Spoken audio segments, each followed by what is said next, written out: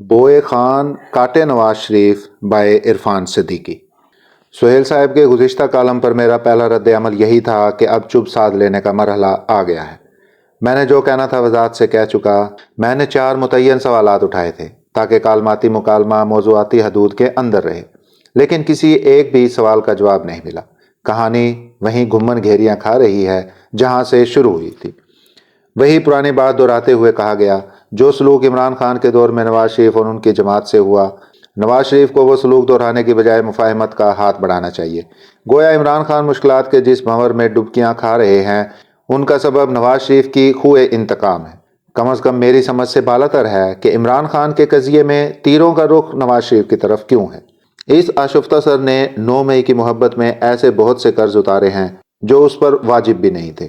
خان صاحب تو ایوان کے عدم اعتماد کے باعث فارغ ہوئے۔ نواز شریف 3 بار وزیر اعظم بنا، تینوں بار کسی نہ کسی کے تیغ ستم کا نشانہ بنا۔ 9 سال جلا وطن رہا، 2 برس سے زائد زندانوں کا رزق بنا رہا۔ انہی بے مہر موسموں میں ان کے والدین چھن گئے۔ وہ ان کے تابوت لحد میں نہ اتار سکا۔ شریک حیات رخصت ہوئی تو وہ بیٹی سمیت اڈیالہ جیل میں پڑا تھا۔ 2 برس بیٹی کی انگلی تھامے پیشیاں بھگتتا رہا اور آج بھی بھگت رہا ہے۔ اشروں پر محیط کڑی سزاؤں کے مقابلے میں اب تک اس کا ثابت شدہ جرم صرف یہ ہے کہ اس نے بیٹے سے تنخواہ نہیں لی تھی، اور اب جب وہ 4 سالہ جلا وطنی کاٹ کر وطن لوٹا ہے تو اسے ایک بار پھر کٹہرے میں کھڑا کر لیا گیا۔ مبلغین مفاہمت کی FIR یہ ہے کہ وہ ساری توانائیاں عمران خان کی معافی تلافی پر مرکوز نہیں کر رہا۔ نواز شریف کے کسی ہمدرد کو یہ کہنے کی اجازت بھی نہیں دی جا رہی کہ جس عمران خان نے کوئٹہ سے چکدرہ تک درجنوں فوجی تنصیبات پر حملوں کے ذریعے فوج میں بغاوت بھڑکانے اور جنرل عاصم منیر کا تختہ الٹنے کی سازش کی، اسے مدعی یعنی فوج اور ریاست، قانون اور عدالتوں نے کوئی چھوٹ دینی ہے یا نواز شریف نے؟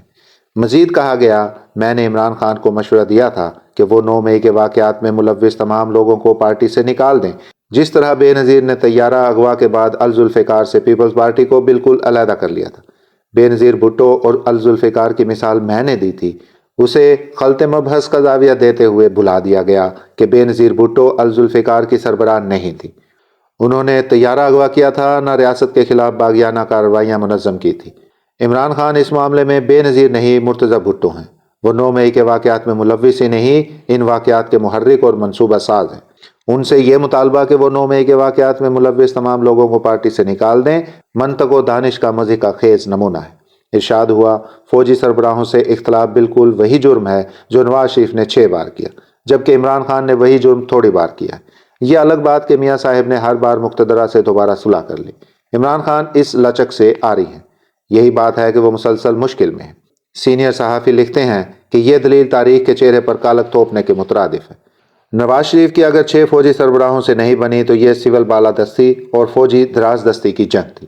کسی بھی آرمی چیف سے ان کی پرخاش کا سبب یہ نہیں تھا کہ وہ اسمبلی میں ان کی نمبر گیم پوری کیوں نہیں کرتا، اس کے لیے میڈیا کو نکیل کیوں نہیں ڈالتا، اس کے مخالفین کو جیلوں میں کیوں نہیں جھونکتا، اس کی کرپشن کی پردہ پوشی کیوں نہیں کرتا، اس کے حریفوں کو عبرت کے نمونے کیوں نہیں بناتا، اس کے لیے دنیا سے پیسے بٹور کر کیوں نہیں لاتا۔ باجوہ سے واحد طفلانہ مطالبہ یہ تھا کہ مجھے نیچے نہ اتارو، مسلسل گود میں لیے رکھو۔ جنرل راحیل شریف نے نواز شریف سے کہا تھا، سر مجھے توسیع دے دیں، پاناما کو میں سنبھال لوں گا۔ نواز شریف نے جواب دیا، توسیع تو نہیں دی جا سکتی، پاناما بھگت لوں گا۔ خان صاحب کا بے لچک رویہ ملاحظہ فرمائیں۔ حکومت چلی گئی تو کوچہ رکیب میں سر کے بل چلتے ہوئے ایوان صدر پہنچے۔ خودی کے پرچم بردار کا مقصد آرمی چیف جنرل باجوہ سے ملاقات کرنا تھا۔ بیٹھتے ہی بولے، عارف تم باہر جاؤ۔ صدر علوی کمرے سے نکل گئے تو باجوہ سے دست بستہ التماس کی، PDM والوں کو گھر بھیجو، میری حکومت بحال کرو، میں آپ کو تا حیات توسیع دینے کو تیار ہوں۔ یہ کہانی ISI چیف اپنی تاریخی پریس کانفرنس میں بیان کر چکے ہیں۔ کس کی بے لچکی کا موازنہ کس کی استقامت سے کیا جا رہا ہے؟ عمران خان کی پوری سیاسی زندگی جنرل مشرف کے ریفرینڈم کی والہانہ حمایت سے لے کر جنرل باجوہ کی رضاکارانہ تا حیات توسیع تک محدود ہے۔ اس میں بے لچکی کہاں سے آ گئی؟ بار دیگر عرض ہے کہ عمران خان اور ان کے رفقا کو انصاف ملنا چاہیے، ان کے آئینی حقوق پامال نہیں ہونے چاہیے۔ عدلیہ انہیں سسلین مافیا اور گاڈ فادر والا نہیں، حقیقی عدل دے۔ وڈائچ صاحب نے تازہ ترین کالم میں کہا ہے کہ تحریک انصاف اپنے صلح پسند لیڈروں کو آگے لائیں تاکہ وہ مقتدرہ اور دوسری سیاسی جماعتوں سے مذاکرات کر کے کھلاڑی خان اور تحریک انصاف کے لیے راستہ کھولیں۔ یہی گزارش میں روز اول سے کر رہا تھا۔